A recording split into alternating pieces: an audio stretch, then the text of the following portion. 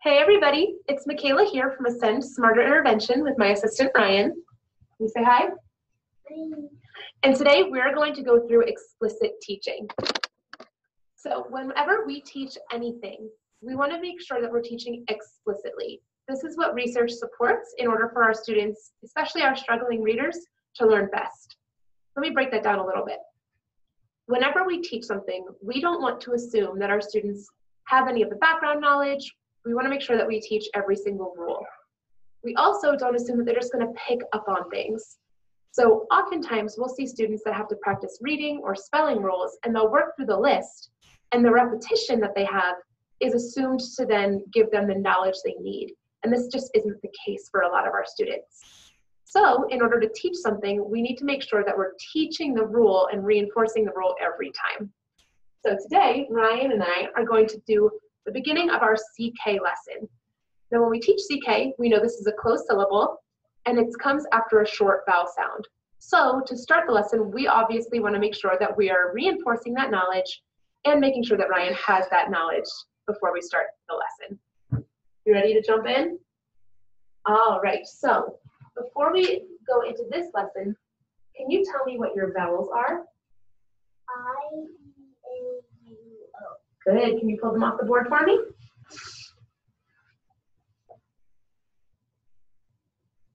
So in our curriculum, this is going to be lesson 1 that we're doing with CK, but if you work through the introductory lesson, you will have all of your vowels and closed syllables in there as well.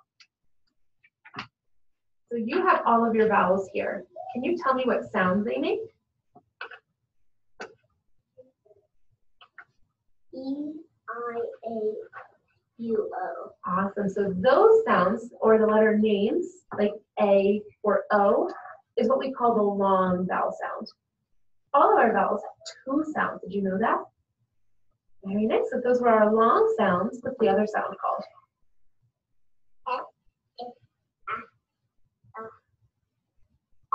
Awesome job. So is E's short sound.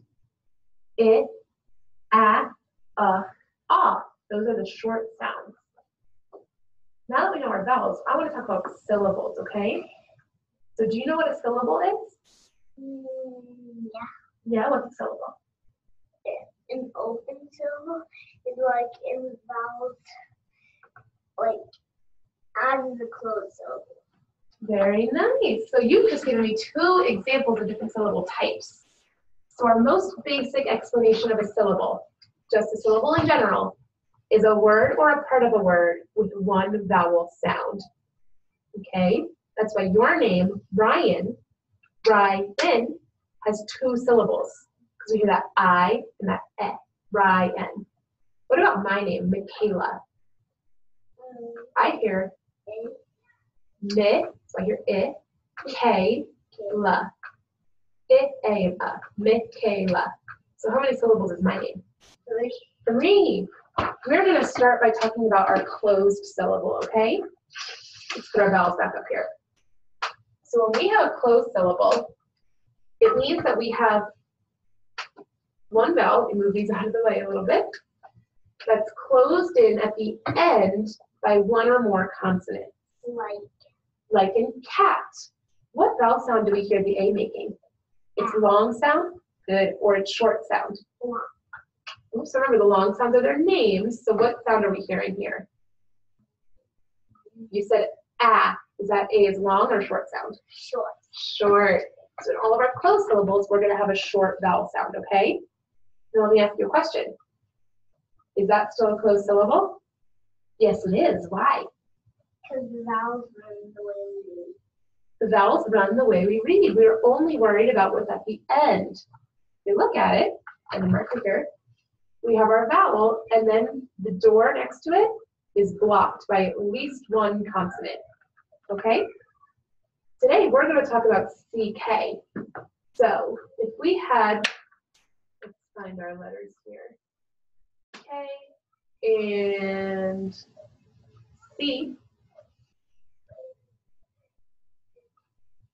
What word is this? Back. Back. We have a short A, we have an A, and it's closed in by at least 1 consonant. It's a closed syllable. So our A is going to say Ah, very good. All right, let's come back over here. So we use CK to make one sound. Do you know what CK says? Very good. CK says at the end of a short word, so one syllable, following a short vowel. Can you remind me, what is E's short sound? What about I? What about O? Very good. So that's just the introduction to our lesson. Sorry, I realize that the letters on the board are flipped with the camera, but you can see that we go through every rule very clearly. We want to make sure that Ryan has all of the background knowledge needed and all of the foundation to then build up to go through some of the harder words in our lesson. Later on in our CK lesson, we'll also explain when we don't use CK. So in words like milk, we have a consonant before the CK, before the K sound, M-I-L-K. Or in words like, L-I-K-E, we have to use K because we have a long vowel sound. We'll also get into that with our magic E as well. So we go through every single rule really clearly to make sure that Ryan understands all of it. All right, bud, you ready to say goodbye? Goodbye. Bye.